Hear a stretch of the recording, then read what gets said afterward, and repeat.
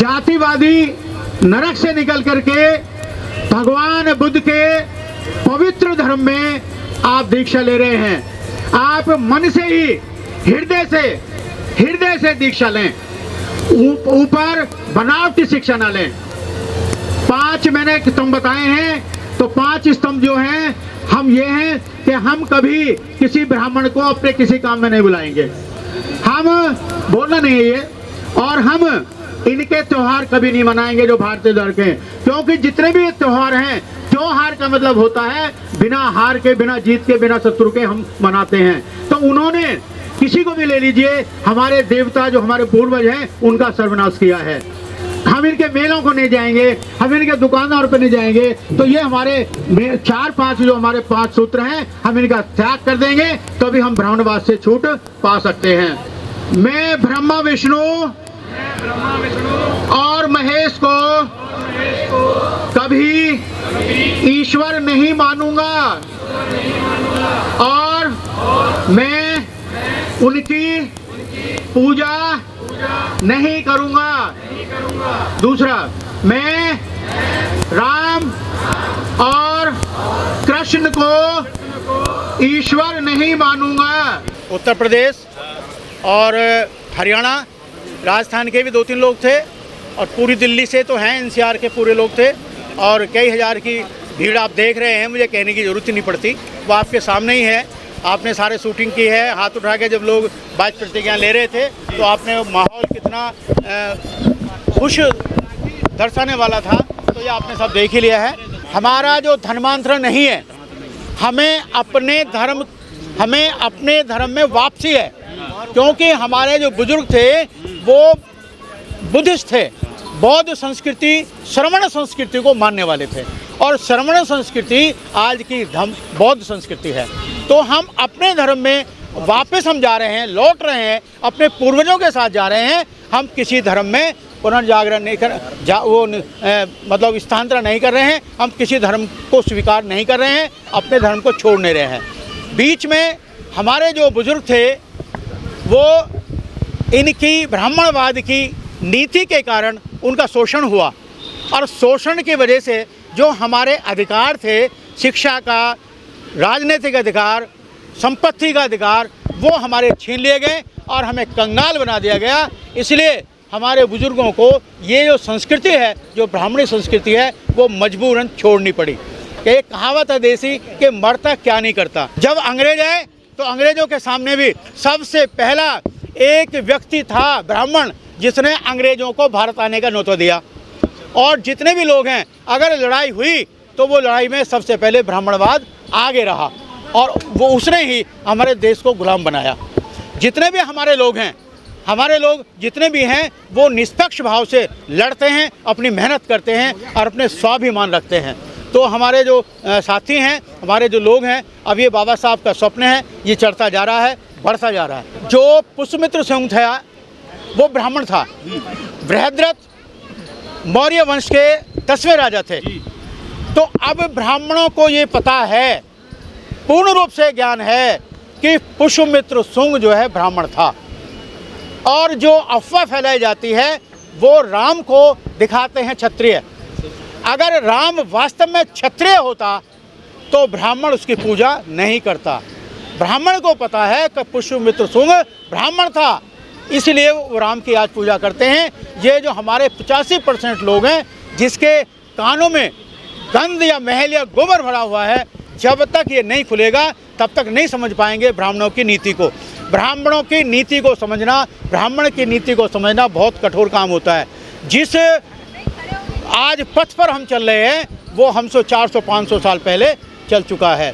तो जैसे ही हमारे लोग अपना इतिहास पढ़ेंगे, अपना इतिहास, तो उनको सारी ज्ञान हो जाएगा। तो ये हमारा उद्देश्य है और हमें अपने इतिहास के बारे में ज्ञान करना है, हमें दूसरों के इतिहास के बारे में ज्ञान नहीं करना। इसी के साथ एक लाइन और कहूँगा।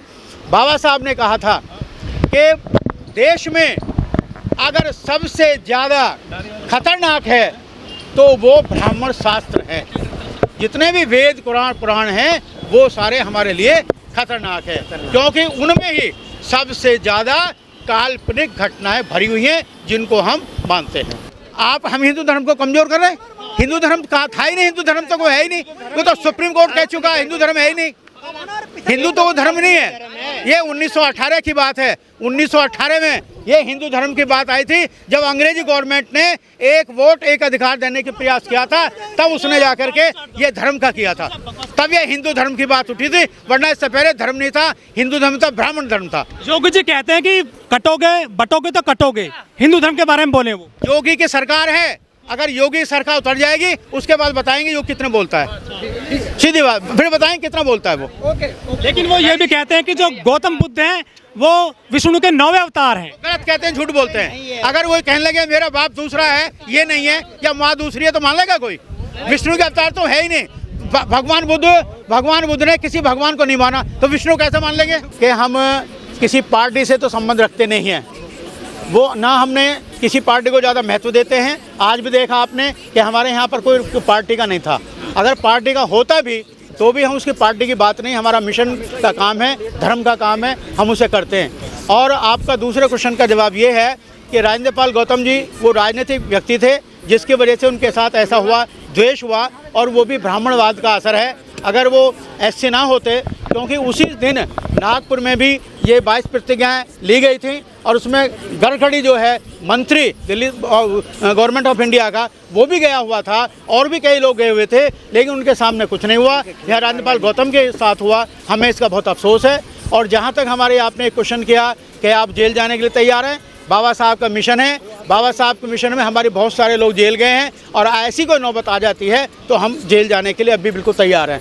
हमने जो कुछ करना है हमने सारा कर लिया, हमें जेल में काटेंगे टाइम तो आराम से बिताएंगे, हमें कोई समस्या नहीं। भंडारी जी, कल यहाँ पे भारतीय बौद्ध महासभा का प्रोग्राम था और उन्होंने मंच से आप पर गंभीर आरोप लगाए हैं दी बुद्धिस्ट सोसाइटी ऑफ इंडिया के ऊपर। देखिए, आपने 3 उन पे केस लगाए हुए हैं, 12 साल से आपने अध्यक्ष पद का जो दुरुपयोग कर रहे हैं, दुरुपयोग कर रहे हैं और हट नहीं रहे हैं, और आपके यहाँ से कोई इलेक्शन नहीं होते, आपकी मनमानी होती है बस। ये आरोप आप पे कल ऑन मंच और मीडिया के सामने लगाए गए हैं। देखिए, इसकी रिकॉर्डिंग है हमारे पास। देखिए सुनिए, अभी आपसे पहले, आप क्वेश्चन से पहले जो आपने क्वेश्चन पूछा है, इससे पहले हमने कुछ कहा किसी के बारे में? नहीं, हमने किसी के बारे में कोई हाथ तो नहीं। हम अपना काम करते हैं, और वो अपना काम कर रहे हैं तो वो अपना काम कीजिए। अब जब आप पूछ रहे हैं तो मुझे बताना पड़ रहा है। बताइए। 33 लाख रुपया, वकील साहब हमारे सामने खड़े हैं, 33 लाख रुपया बुद्धिस्ट सोसाइटी का इन्होंने नई संस्था बना करके अपने खाते में कन्वर्ट कर लिया, गबन कर लिया। जो people and party, CM people and party सारी है, वो तो एक्सपायर हो गया। नहीं तो उनके साथ जो भी है उस समय की बात है, नहीं जो बता रहा हूँ मैं आपको। हमारे बुद्धिस्ट सोसाइटी के 4 खाते थे, अलग अलग टाइम लगेगा सारा बताने में मुझे, और उन 4 खातों में 33 लाख रुपए था, उससे ज़्यादा। इन्होंने 33 लाख रुपए हमारा, या समथिंग खर्च भी हो गया होगा, उन्हें निकाल करके 4 खातों से और अपना एक नया खाता खोला है, और उसमें सारे कन्वर्ट कर लिए। अगर आप लोगों को किसी को ये शंका हो तो मेरे पास पूरा प्रूफ है। बैंक का, जो हमारा बैंक है, उससे हमारी निकाली हुई डिटेल्स वो हमारे साथ है, हमारे साथ आके देख भी सकते हैं। पंजाब नेशनल बैंक पहाड़गंज में उसका ऑफिस है। अब आप एक बताइए, बुद्धिस्ट सोसाइटी ऑफ इंडिया जो बाबा साहब की संस्था है, और वो सन 1956 में यहाँ आई, 55 में बाबा साहब ने इसको रजिस्टर कराया, और 56 में यहाँ ऑफिस खुल गया। जब इनकी संस्था 2014 में बनी है, तो ऑफिस के मालिक कौन है भाई? बताइए आप कौन है? सर वो ये नहीं, पहले मेरी, ये कहते हैं कि ये भी संस्था बाबा साहब मेरा, नहीं है। पहले मेरी बात सुन लीजिए। केस में चल रहा है ना, केस ने माना है ना, केस में कोई खत्म थोड़ी की है संस्था। जब हमारे 2000 कोई संस्था 14 में रजिस्टर्ड हुई है, और हमारे बुद्धिस्ट सोसाइटी के 4 खाते हैं, तो वो तो हमारे बहुत पुराने हैं। तो उनसे अब आप अंदाज़ा लगाइए, अनपढ़ आदमी सोच सकता है कि जिसके पास जो पुरानी संस्था है, क्या उसके पास पैसा होगा, या नई संस्था है उसके पास पैसा होगा? चंदा लूटने के लिए बनी है क्या दिल्ली में, पूरे देश में? ये देखिए, ये मैं नहीं कह सकता कि संस्था के बारे में मैं किसी की बात नहीं करता हूँ, लेकिन इतना ज़रूर है। देखिए, अभी बुद्ध विहार है, इसमें आप देख लीजिए जाके, 70,000 की प्रतिमा ये बुद्धि सोसाइटी के द्वारा लगी हुई है। बाबा साहब की अस्थियां रखी हुई है। वो बुद्धि सोसाइटी के सोहनलाल शास्त्री थे अध्यक्ष, उनके ज़माने में लाई हुई हमारी बाबा साहब की अस्थियां रखी हुई हैं। वो बुद्धि सोसाइटी के जिसको हम नमन करते हैं। सर आप हमारी एक मिनट, उसके बाद हार भी गए। नहीं, केस कोई नहीं हारे। 3 केस हमारे हैं बरकरार हैं। चौथा केस के लिए हमने भ्रष्टाचार के लिए आरोप लगाया था, लेकिन उन्होंने उसको एक्सेप्ट नहीं किया, वो हमने वापस ले लिया। हारा कोई नहीं है। 3 केस लगातार अभी चल रहा है। वो अपना काम कर रहे हैं, हम अपना काम कर रहे हैं। कोर्ट का डिसीजन जो होगा वो देखा जाएगा। आप कल आए थे, कितने लोग आए थे कल? कितने लोग आए थे? कल का जो माहौल था वो आपने देखा, आज का माहौल आपने देखा, तो आप ही निर्णय ले लीजिए। बस कहने की हमारी जरूरत ही नहीं पड़ेगी।